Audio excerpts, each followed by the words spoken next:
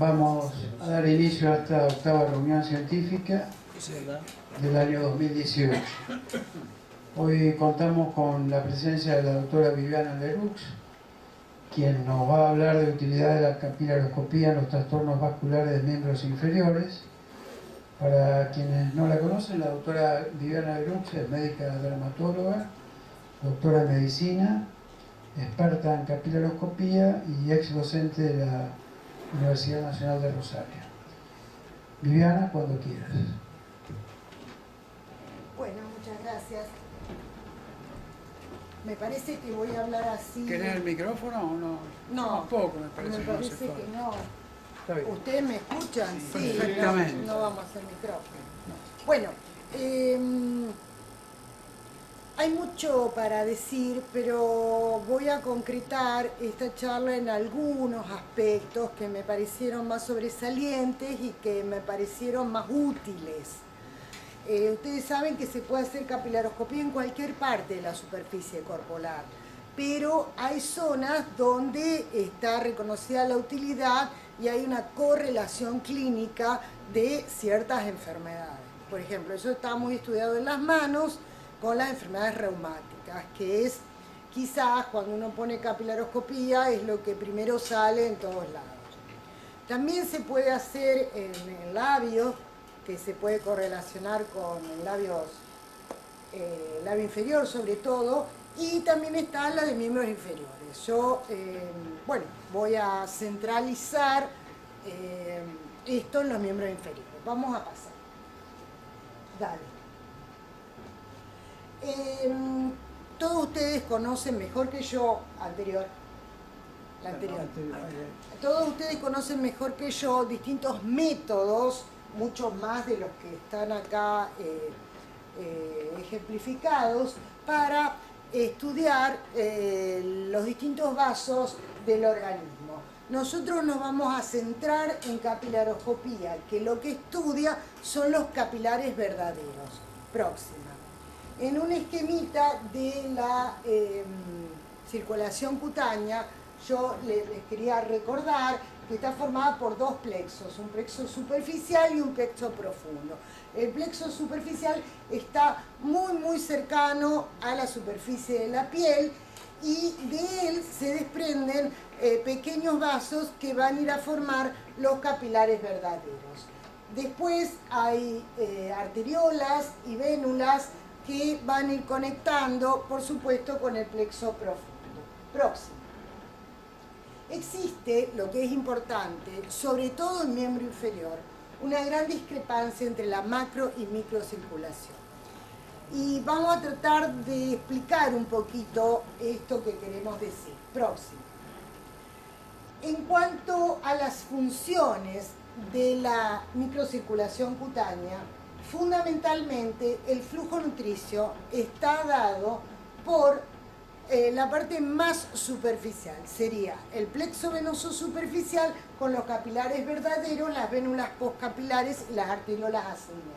O sea, más o menos lo que está marcado en el esquema, que es muy superficial. La parte más profunda estaría encargada más de la termorregulación. Próximo. Y la termorregulación, que se encarga de la parte profunda, también hay un elemento que nos va a ser importante para explicar después otras cosas.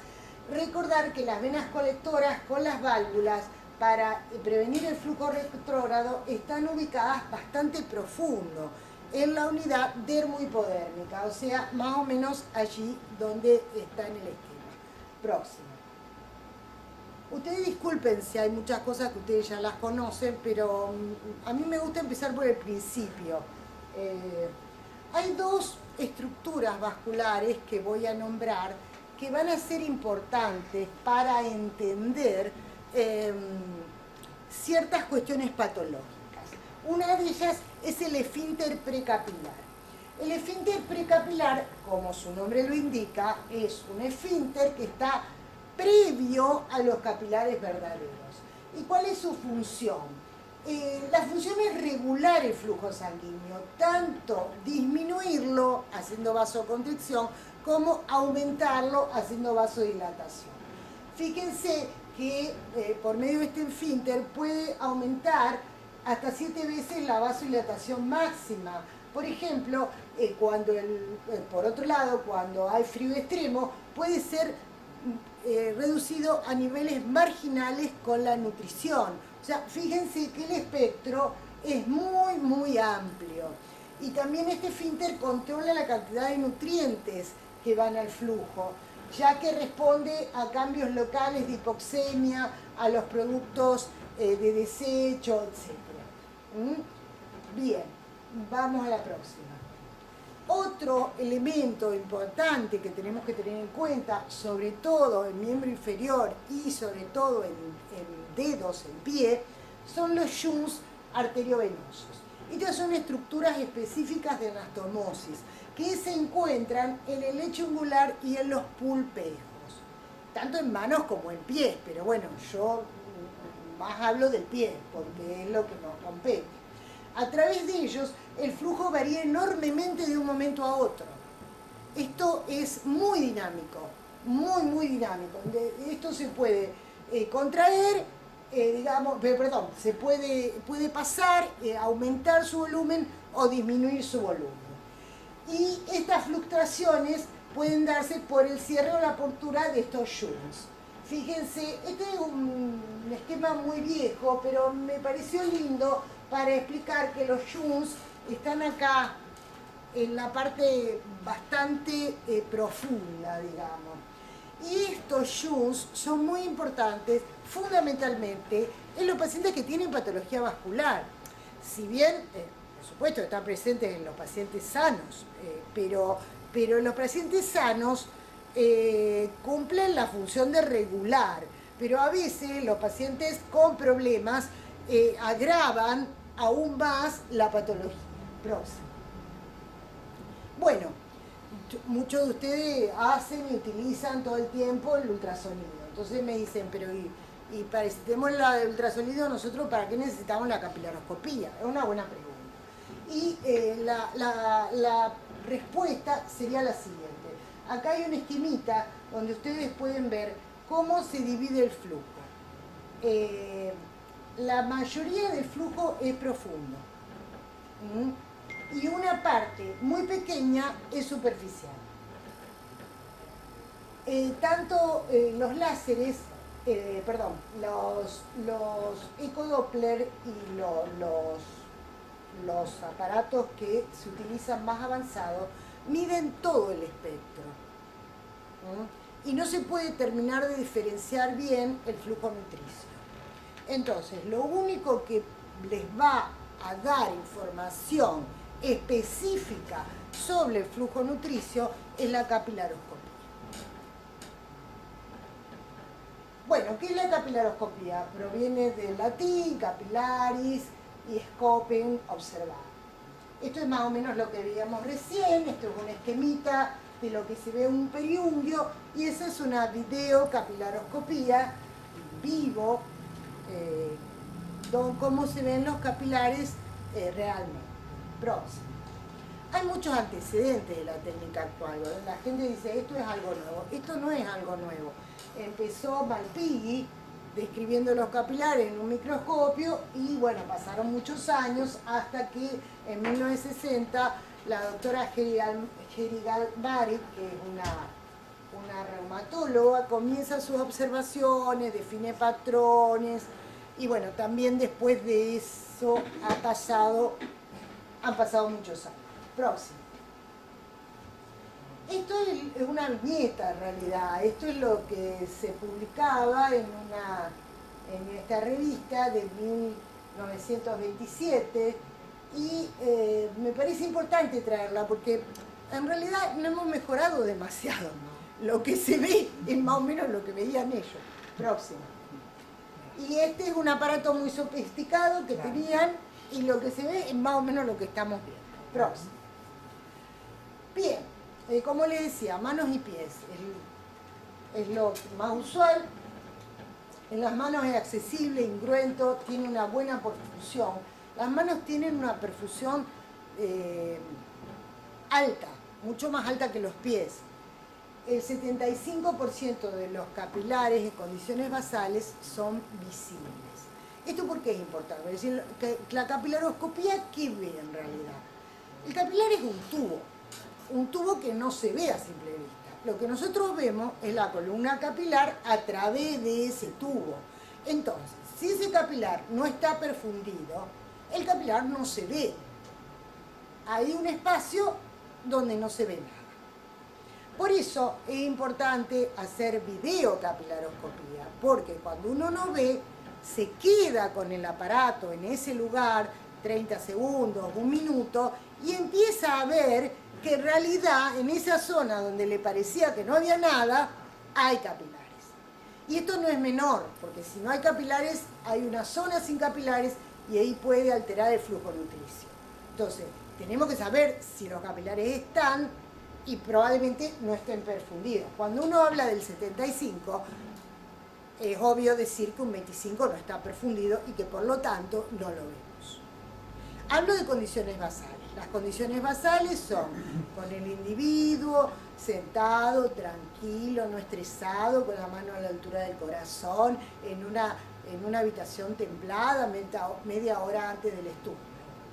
Esas condiciones yo les digo que por lo menos yo en general no las cumplo. Porque el paciente llega, no, bueno, ya le toca, o viene corriendo el ómnibus, bueno, se hace lo que se puede. En invierno también a veces tiene mucho frío. Bueno, yo les pido no fumar, ahí me dice que fuma. Yo les pido no fumar y no tomar café 24 horas antes, porque uno lo hace y otro no. Igual, ya después de 30 años de hacer la capilaroscopía, cuando ponen la mano, le digo, ¿usted fumó? ¿Cómo sabe? Porque se nota cuando el capilar está bastante lleno a cuando está menos lleno. Entonces, ahí ya me doy cuenta. Pero bueno, lo ideal a veces no es lo posible. La próxima. ¿Qué pasa en los pies? La mayor parte del flujo de la piel, especialmente en las partes acrales, se utiliza para la termorregulación. Entonces, menos de un 10% del flujo va a estar presente en los pies. Fíjense la diferencia que hay con las manos. Entonces, esto es importante. El resto va a pasar a los lechos vasculares subpapilares no nutricionales, lo que yo les decía, el plexo profundo. Y acá tienen una capilaroscopía de los pies, que no se ve tan linda como la de las manos. No. De hecho, yo diría que para la parte reumática no nos sirve. Pero van a ver que para la parte de ustedes sí les sirve. Próximo. Bueno, ¿cómo está ubicada, no ya en el pie, en el pedúnculo, sino en el resto de la pierna, la microcirculación? Ustedes ven los capilares lindos y todos ordenados, recostados sobre la matriz, como les mostré recién, entonces se ven las dos partes del capilar, la parte venosa y arterial. Cuando ustedes ven en otra parte que no es pliegue periungular, se ve así, como en candelabro, o sea, como si fuera una corona de donde aparecen y suben los capilares. O a veces simplemente un puntito porque le vemos el ápex, le vemos la cabecita del capilar. Próximo. Bueno, acá entonces lo que vemos es un pliegue periungual. Fíjense cómo se ve perfectamente la metaarteriola, el capilar arteriolar y la rama venosa. Siempre la rama arteriolar es más fina que la venosa. Así ustedes reconocen en un aparato que no les muestre movimiento. Si les muestra movimiento se dan cuenta cómo fluye. Se ve fluir. Y es lindo verlo. Yo hoy no traje video, pero es lindo ver fluir la... Bueno, es lindo. A mí me gusta. Próximo. Y acá es para que tengan en cuenta las partes del capilar en un esquema, que esto en general no es lo que vemos en miembro inferior. Pero, lo tendríamos que imaginar, porque después vamos a entender otras cosas. Próximo. Bueno, hay dos métodos, la capilaroscopía convencional, que es con un aparato de un microscopio estereoscópico, que no se puede registrar y que se ve muy poco. Se ve, pero se ve poco. Y la videocapilaroscopía, que hoy tenemos 200, 400, 800, 1000 aumentos. Ya tantos aumentos no hacen falta, porque ya es como que perdemos